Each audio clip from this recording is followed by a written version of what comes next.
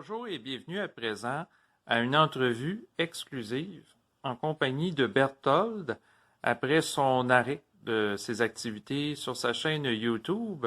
Je me suis rendu chez lui. D'ailleurs, vous pouvez voir là, à côté de lui là, la bibliothèque qu'on voyait des fois là, dans les enregistrements qu'il produisait avec ses nombreux livres.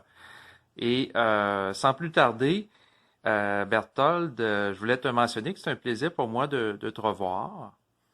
Et puis, sans doute qu'il y a des gens qui nous écoutent présentement qui sont curieux de savoir qu'est-ce que tu deviens depuis les mois où tu as cessé tes activités là, sur YouTube. Alors, je te lance la question. Depuis ce temps, parce qu'on est présentement rendu au mois de juillet de l'année 2019. Donc, qu'est-ce que tu es devenu? La même chose que j'étais. C'est juste que... Non, non, tout va très bien. Tout va bien. Je deviens rien d'autre. Tu deviens toi-même. C'est ça, de plus en plus. En continuité avec toi-même.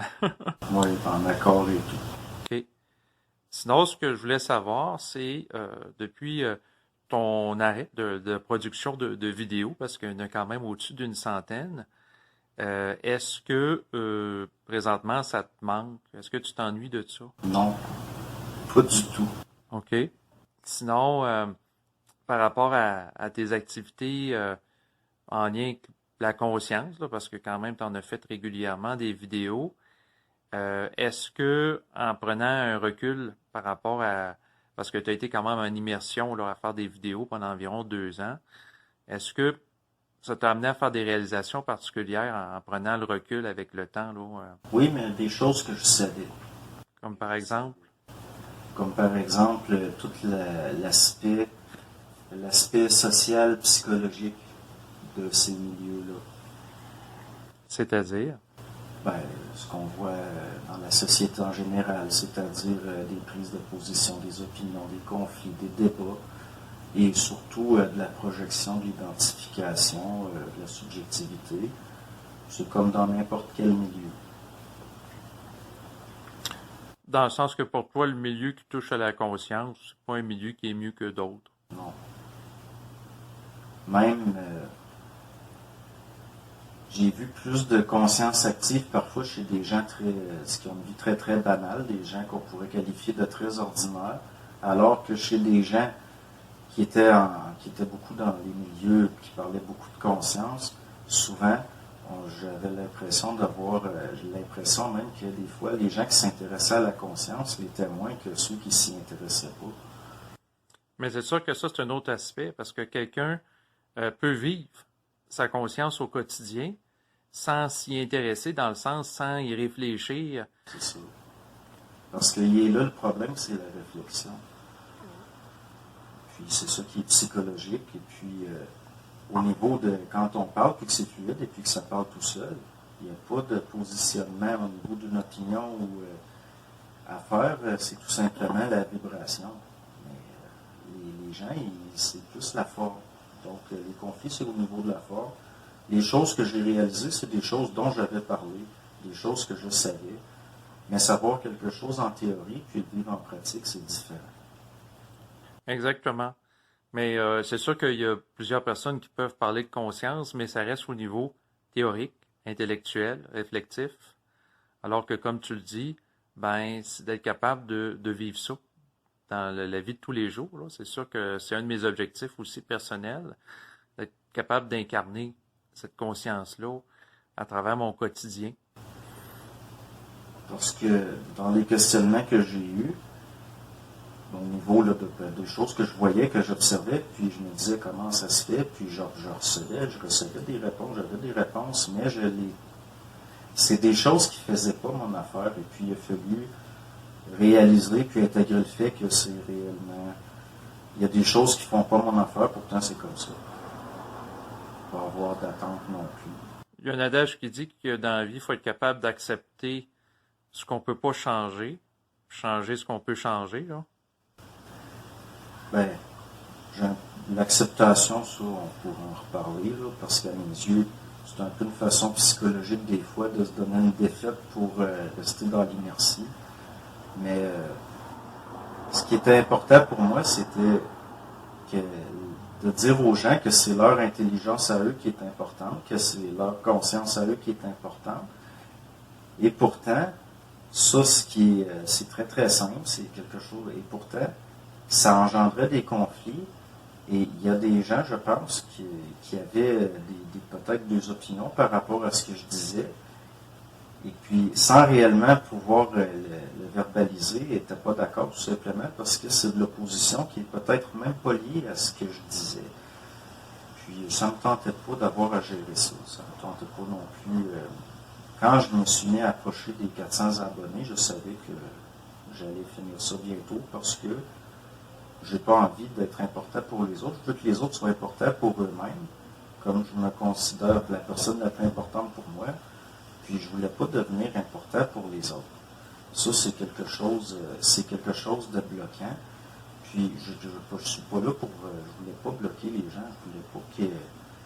Puis je commençais à trouver que il y en a qui me donnaient trop d'importance, que ce soit dans le positif ou le négatif, c'était assez polarisé. Non, ben je peux comprendre très bien par rapport à ça. Parce qu'il y a des gens qui ont tendance à s'accrocher à d'autres personnes puis vouloir être des disciples, des adeptes. C'est sûr. Donc, j'étais pris dans une perspective, comme dans tous les milieux, qu'il y a des alphas qui veulent dominer, avoir de l'ascendant, et il y a des bêtas qui veulent être dominés, se faire dire quoi faire et suivre quelqu'un. Alors qu'à mes yeux, quelqu'un d'évolué n'est pas dans une de ces catégories-là. Exactement, il est au-delà de la polarité que représentent ces catégories-là. Mais c'est sûr que, tu sais, ça peut être possible aussi de faire, que ce soit des vidéos ou des enregistrements audio, mais en ramenant les gens eux-mêmes. Moi, c'est l'optique dans laquelle j'œuvre, puis je continue à faire des enregistrements.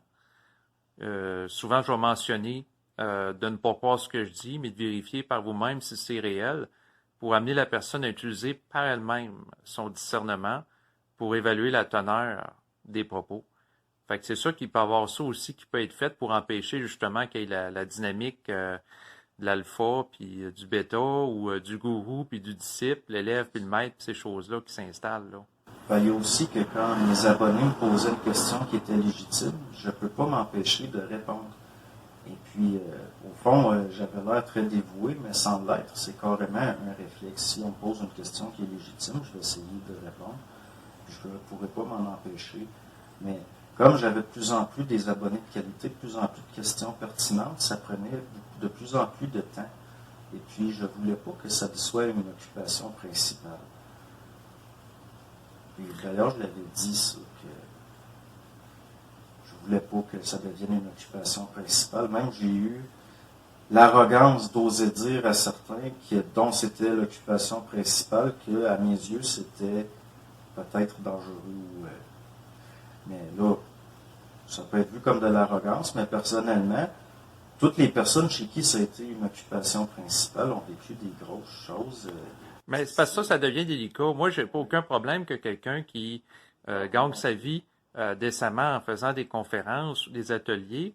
Par contre, la nuance que je fais, il faut pas que la personne fasse ça avec l'esprit du gourou, puis qu'elle se prenne au sérieux pour... C'est encore plus dangereux si elle est sincère, puis que c'est pas dans un esprit de gourou nécessairement, que c'est carrément par amour du public, de l'humanité. Mais si elle a de l'amour réel, elle ne cherchera pas à dominer les autres, que ce soit d'une manière affichée ou subtile. Pas pour le public, il est pour la personne qui se donne.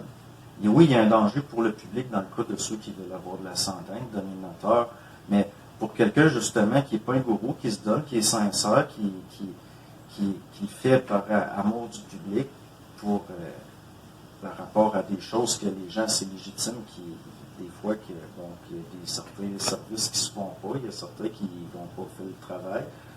Par exemple, là, tous les troubles existentiels que les gens peuvent avoir et puis que la religion n'a jamais été capable, ni la philosophie, ni rien. Quelqu'un qui voit ça, il risque de tomber dans le piège contraire, c'est d'être dévoué, de se donner, d'en faire son occupation principale, et là, c'est lui la victime. Il va complètement se faire guider par Oui, surtout s'il se sacrifie pour les autres dans un rapport de service spirituel, puis il tombe dans le piège du sauveur. Mais ça n'a pas besoin d'être spirituel. Le seul fait que lorsqu'on me posait une question légitime, j'étais incapable de ne pas y répondre. Je me sentais, il fallait que je le fasse, surtout parce que dès que je lisais une question, ça activait. Oui, il y a une question, ça active, mais il y a une possibilité pour l'ego d'affirmer une volonté, d'être capable de censurer le mouvement de l'esprit en lui, la communication spontanée. On peut ouvrir le contact, mais on peut le fermer aussi. Oui, mais il reste que quand je le faisais, c'était parce que je laissais une question en suspens, puis je me disais, je vais répondre demain ou dans quelques jours. Moi, j'ai aucun problème à laisser une réponse en suspens. D'ailleurs, je réponds pas systématiquement aux gens qui m'écrivent, parce que je veux pas passer mes journées à répondre à des questions Moi, où je tu peux. suis incapable. Mais tu peux te donner la capacité en montant en volonté. Donc, moi, le mieux, c'est connaissant cet aspect-là de moi-même, qui fait Oui. que sinon, je vais finir par faire juste ça, puis non, c'est comme, comment je pourrais dire ça, j'en ai pas souvent parlé, mais à mes yeux, ça devient un problème, c'est-à-dire que le fait que j'aime les gens me rend vulnérable, puis que je voulais pas me donner à ce point-là non plus, puis pourtant c'était légitime, puis il y a quelque chose de naturel. C'est parce que ça prend un équilibre entre l'amour des gens, puis l'amour de soi, puis le respect de son individualité. Donc, si tu fais une synthèse entre les deux, à ce moment-là, tu ne laisseras pas les gens t'exploiter, là. Il y a quelque chose, il y a un piège là-dedans que je vois et que j'ai pas voulu. Parce que jusqu'à un certain point, moi, pour moi, la personne la plus importante, c'est moi. Exact. Est-ce que, pour que ce soit fluide, pour répondre correctement, ça prend un certain don de soi aux gens. Puis, chez moi, c'est quelque chose, des fois, qui va faire que je vais trop... c'est dans ma nature de répondre, d'essayer de... Puis, je voulais pas non plus là, que ça devienne... Ça m'aurait grugé tout mon temps. Mais je comprends l'idée que ça prend un équilibre. Mais moi, je suis pas capable. Si je fais quelque chose, je vais le faire. Le plus que je peux, le mieux que je peux, je vais me donner dans ce que je fais. Puis c'était devenu, ça prenait presque un tiers de mon temps, au moins. Puis je commençais, en plus, il y a des gens qui commençaient, pour qui je commençais à devenir quelqu'un de détestable, d'être obligé d'essayer de les modérer en disant, ben, c'est parce que vous interprétez ce que je dis d'une certaine façon, puis d'autres qui m'aimaient trop d'être obligés de relativiser les choses en disant ben, je suis quelqu'un de banal, je suis quelqu'un d'ordinaire, puis il n'y a rien d'extraordinaire à côté de. Il y a aussi, quand les gens, j'avais des bons abonnés qui posaient des questions pertinentes, des questions intelligentes, puis je ne pouvais pas m'empêcher de répondre parce que c'était légitime. Les gens qui prenaient la peine de m'écrire, pour moi, c'est important de prendre la peine de leur répondre. Mais malheureusement, je suis tout seul. J'étais tout seul pour gérer ça. Et puis, j'ai eu des journées, j'avais jusqu'à 75 commentaires ou questions auxquelles répondre. Quand c'était dans le plus... Puis non, ma boîte courriel était tout le temps pleine. Puis, je voulais pas devenir... je voulais pas être attaché à ça aussi publiquement. Je n'ai jamais voulu être une personnalité publique d'aucune façon. Puis ça ne m'intéressait pas. C'est certains aspects. À un moment donné, j'ai regardé ça comme il faut. Puis je le savais que j'allais arrêter. Mais je ne savais pas quand. Mais souvent, je sais que je vais faire quelque chose, mais je ne sais pas quand. Mais finalement, non, je peux juste obéir, si on peut dire, à la vibration. Je ne me suis pas réellement posé de questions. Tout comme quand je répondais d'une façon dévouée, je ne réfléchissais pas, je ne me posais pas de questions en me disant est-ce que je suis en train de trop me donner ou de. Non, parce que si je me mettais à réfléchir, je ne peux plus répondre. Non, je comprends. Tu suivais le mouvement de l'énergie en toi qui répondait à l'autre, comme un appel d'énergie. Quelqu'un émet un signal, tu réponds au signal. Mais dans le fond, étant donné que le temps file, je voudrais conclure cette petite discussion entre nous en te posant la question, en terminant. Est-ce que tu avais quelque chose à rajouter? Pas vraiment. À mes yeux, le supramental, en tant que phénomène personnel, en tant que phénomène individuel, pour moi, c'est réellement quelque chose d'individuel. Et puis, il s'est greffé autour des choses. Je veux dire, il y a des gens qui ont vécu ce phénomène-là sans connaître les termes, sans savoir de quoi il était question. De toute façon, ils n'ont pas besoin ils vont dire, ben, c'est mon intuition. Non, non, exactement. Le vocabulaire, c'est des formes, c'est pas nécessaire pour le vécu d'une vibration. Mais tous les aspects sociaux qui entourent ça, les conflits, les clics, à mes yeux, moi, je peux pas faire autrement que d'être seul quelque part. Puis, j'avais pas envie non plus d'avoir des conflits avec des collectifs, parce que je la connais, la dynamique des collectifs. C'est ça que j'ai plus fait l'étude, si on peut dire. Puis, je voulais pas tomber dans une dynamique qui deviendrait psychologique, sociale. Puis, ça m'intéressait pas, parce que je trouve ça bloquant. Et puis, je sentais une baisse de vibration, puis je me suis dit, bon, ben, c'est un indicateur qu'il est temps que... De toute façon, ce que j'avais intégré en faisant ça, c'est en voie où ça a été d'intégrer. Puis c'était tout le temps presque de réaliser ce que je savais. Je veux pas non plus nécessairement, moi je veux juste vivre puis être bien. J'ai pas envie de devenir quelqu'un qui accomplit un travail ou qui est de ce genre-là, de ce type-là pour les autres, parce que je pense que le véritable travail, c'est celui de l'individu pour lui-même. Puis j'ai pas envie de...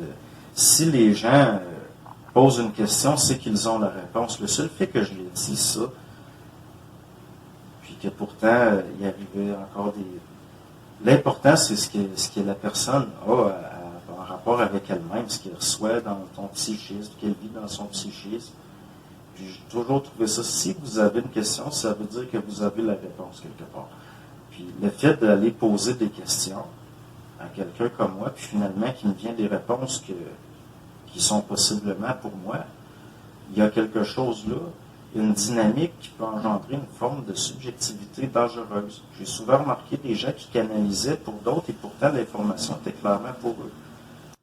Non, exactement. Il peut y avoir à ce moment-là de l'interférence. C'est ça. De l'autre par rapport à eux. Puis à ce moment-là, la réponse qui a été plus ajustée, il apportait déjà en eux. Puis en passant par quelqu'un d'extérieur, ben ça colorait la réponse qui portait déjà en eux par rapport à la subjectivité de l'autre. Puis ce qui est important au niveau, c'est que les gens développent le contact avec leur esprit, pas avec l'esprit d'un autre. Exactement. Puis qu'ils deviennent autonomes. Si des esprits se mettent à s'imposer sur les autres, ils vont les couper, eux, de leur esprit à eux. Et parce que ça devient...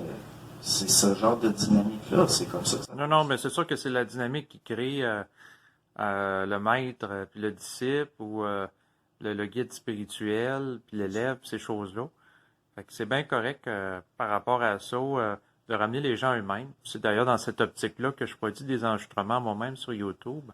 Donc, je te remercie à présent d'avoir accepté mon invitation d'avoir fait cet entretien. Donc, écoute, je te souhaite une belle fin de journée. Bon, ben toi aussi. Bye bye. Au revoir.